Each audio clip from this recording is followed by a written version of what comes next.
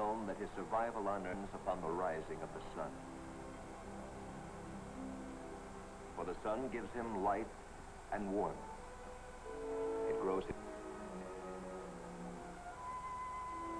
It provides sustenance, too, for the domestic animals that nourish him. Once man worshipped the sun as a god. Today, through a telescope during a total eclipse, he can know the sun for what it is. A burning star 93 million miles from Earth. A raging holocaust of fiery matter, almost 1 million miles in diameter. Explosions vast beyond imagining roar up from its surface to shoot flaming gas for hundreds of thousands of miles into outer space. But even before the telescope, man knew that the sun could be a destroyer as well as a giver of life. It has turned whole areas of his planet's surface into arid desert. It can dry up streams and rivers, kill crops, cause famines. It can kill man, too. Overexposure to the sun's rays can cause sunstroke, heat prostration, and even death. The sun can foster life or destroy life. In itself, it is neither good nor bad. It merely exists.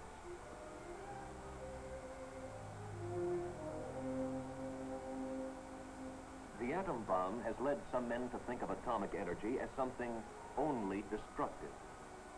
But like the sun, atomic energy is neither good nor bad. It merely exists. Man's Earth and everything on it, people, chairs, tables, are made up of atoms, and every atom contains atomic energy. An atom is held together by electrical force. In the center or nucleus, there are particles with positive charges called protons. Around the nucleus revolve particles with negative charges called electrons. Also in the nucleus, there are very important particles with no electrical charge at all.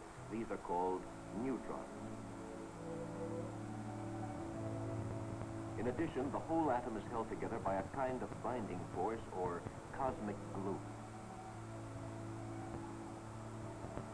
Atoms of different elements, such as gold or oxygen, have different numbers of these particles in their nuclei. Hydrogen, for example, has a 1 proton, or positive electrical charge, and so scientists have given him an atomic number of 1. Oxygen is heavier. He has 8 protons, and so his atomic number is 8. Gold, still heavier, is rich with 79 protons, and uranium, heaviest of all the natural elements, has 92. Each element, or family of atoms, can have different members called isotopes.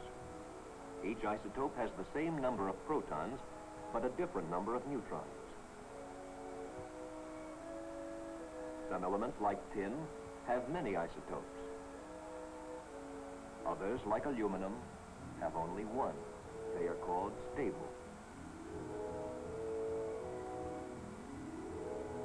Still others are called unstable. They are busy day and night being what science calls radioactive, like radium, which throws off powerful rays along with some of its. Bring a neutron at a uranium nucleus. The result was nuclear fission. But a double miracle happened when the atom split into 2. The first concerns that binding force or cosmic glue that holds the atom together. It has a kind of weight all its own. But the 2 atoms that result from the splitting of 1 have binding force too, and a little less of it is needed to hold them together.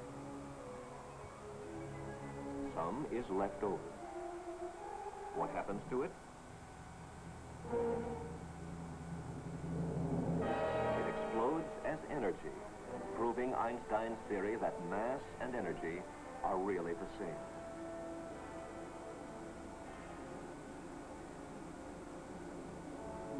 Now for the second miracle. When a single particle starts the reaction, splitting the uranium atom, energy is released as heat and blast, while powerful rays similar to X-rays are given off. But something else important happens. Free neutrons are driven out with tremendous speed. Neutrons, those little particles that split the atom to begin with. If enough uranium-235 happens to be present, those neutrons in turn bombard other uranium atoms, causing them to split and to split still others. The result? A chain reaction. Over 1 million, billion atoms exploding in 2 seconds. But in an atomic pile, this chain reaction can be slowed down. Here at Oak Ridge, atom splitting is taking place. But it is retarded and completely under man's control. And man can make an atomic pile, also called a nuclear reactor, work for peace, not war. He can expose many kinds of chemicals to the neutron activity of an atomic pile and make them radioactive. These substances are called radioisotopes, and they are opening new horizons in research for man's benefit, in agriculture, industry, and in medicine. In a hospital where radioisotopes are already being used, a doctor explains to some student nurses just what a radioisotope is. A substance which has become radioactive through exposure to the neutrons of an atomic pile. The doctor has 2 bottles of iodine. One is radioactive, the other is not. They both look the same and have the same medical properties. But the radioactive iodine has begun to give off invisible rays similar to X-rays. Invisible though they are, they can be detected by a sensitive instrument called a Geiger counter. As the rays hit the counter, they register with a clicking noise.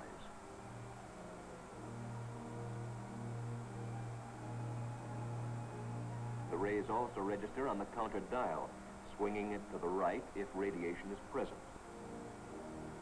First, the doctor places the counter over the ordinary iodine. There are no clicks and no reaction.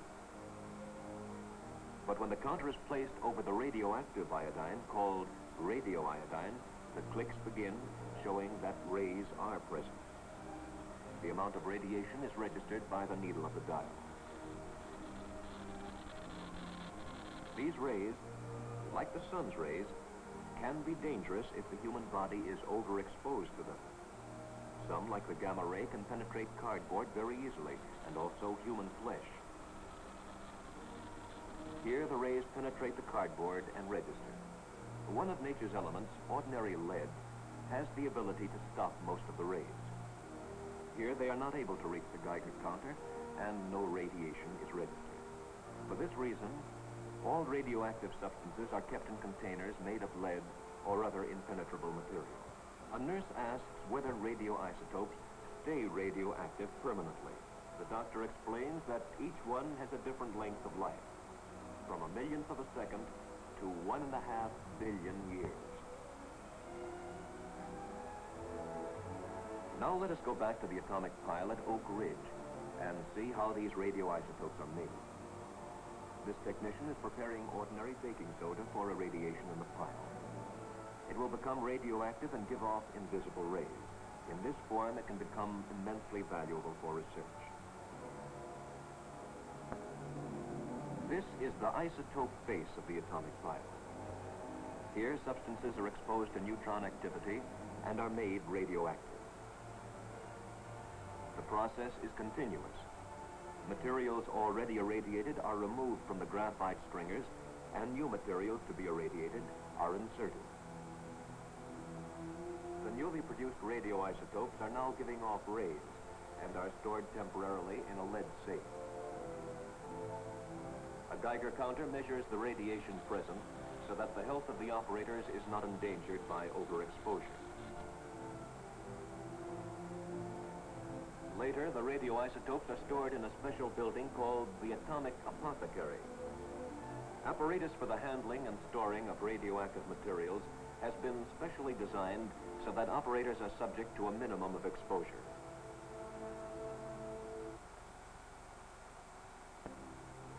One direct exposure to these substances would probably not be dangerous, but frequent exposure is. Radiation effects are cumulative. That is, successive exposures build up within the body. Therefore, people who work daily with radioactive substances must be protected.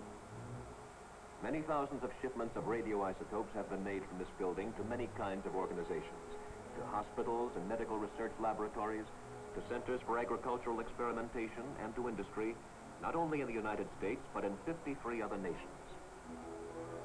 Let us look now at some specific ways in which radioisotopes have already been used for mankind's benefit.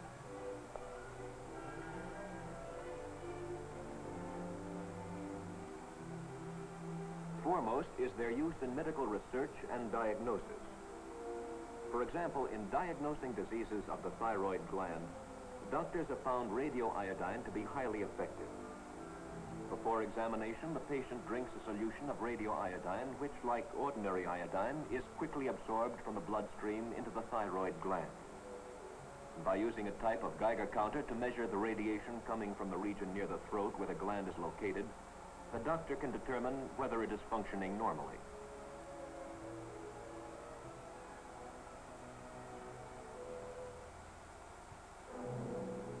Radioisotopes offer almost limitless possibilities for medical research on a wide variety of diseases. At Oak Ridge Cancer Hospital, research is concentrated on the most mysterious and dreaded disease of our times. Scientists have called radioisotopes the greatest aid to medical research since the microscope. And so the atom, which helped create the most terrible weapon in the history of warfare, may tomorrow help eliminate one of man's most terrible peacetime killers. Next to disease, our world's greatest problem is the production of sufficient food for all people everywhere. More than 1 billion of our Earth's people do not have enough food to maintain health. Poor crops and undernourished livestock bring illness and famine in their wake.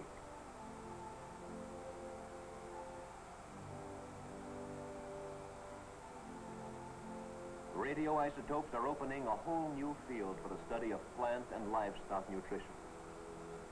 In agricultural research laboratories, it is now possible to learn exactly what elements are needed for the growth of a specific crop, how much of each, and at what stages of growth certain elements should be supplied.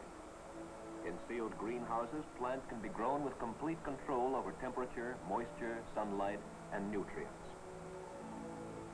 In this experiment, soybeans will be grown in an atmosphere of radioactive carbon dioxide pumped into the chamber.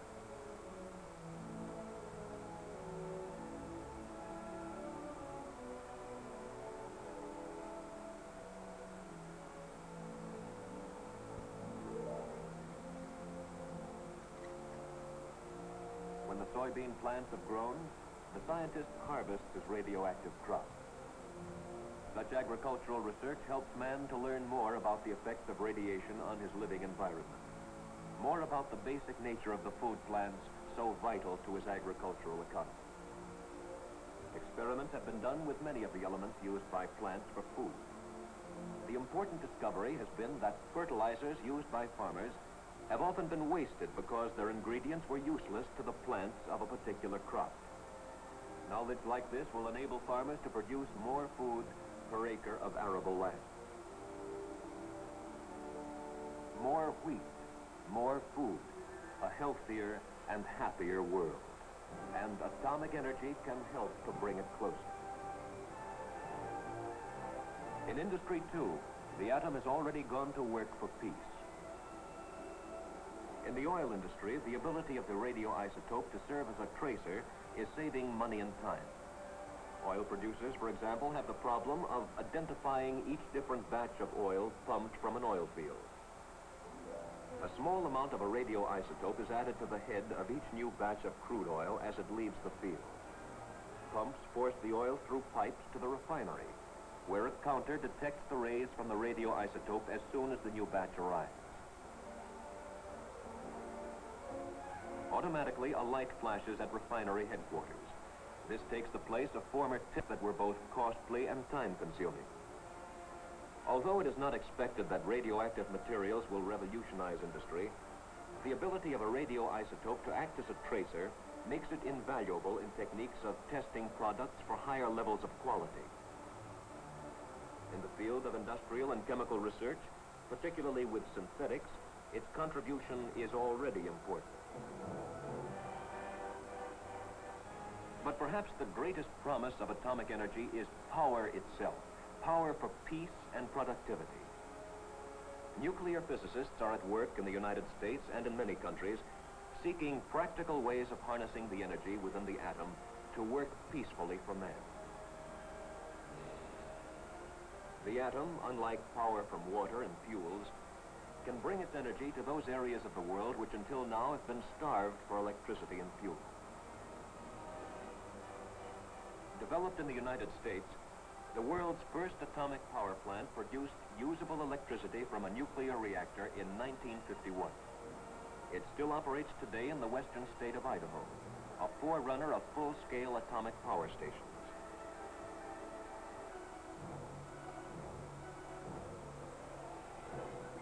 There are still adequate stores of natural fuels like coal, but how long will they last with the expanding needs of modern civilization? It is estimated that by 1975, the world need for all fuels will be twice that of 1950. Scientists realize that at this rate, fuel needs may outrun nature's supply of oil and coal in the not-too-distant future. There is 2 million times more energy in a lump of uranium than in a lump of coal. But so far, scientists have unlocked only a very small portion of the energy inside. When the uranium atom is split, only a tiny fraction of its atomic energy is released. The energy is there. The problem is to get it out more efficiently and to use it for the betterment not of one nation, but of all nations everywhere. President Eisenhower, in his address to the United Nations on December 8, 1953, said, "The United States knows that peaceful power from atomic energy is no dream of the future. That capability, already proved, is here, now, today. The entire body of the world's scientists and engineers had adequate amounts of fissionable material with which to test and develop their ideas, that this capability would rapidly be transformed into universal, efficient, and economic usage." The President proposed the founding of an international atomic agency to which all the nations of our world would belong. 6 months later, in June 1954, at the University of Michigan in the United States, an international conference of nuclear physicists was held. Scientists from 17 nations gathered together. Their purpose was to exchange ideas and information about their work. They talked a language that knew no boundaries of nation nor of color. They had a common interest in the atom and its peaceful power, and in the future and survival of a race called simply man.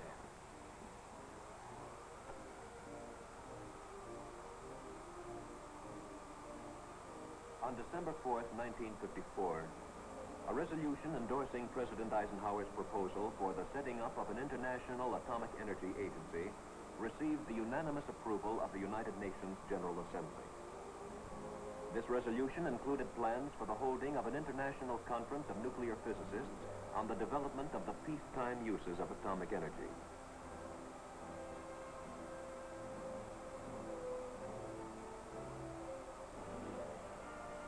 And so men everywhere have moved to join President Eisenhower in the pledge he made to the United Nations on that December day in 1953. The United States pledges before you, and therefore before the world, its determination to help solve the fearful atomic dilemma, to devote its entire heart and mind to find the way by which the miraculous inventiveness of man shall not be dedicated to his death, but consecrated to his life.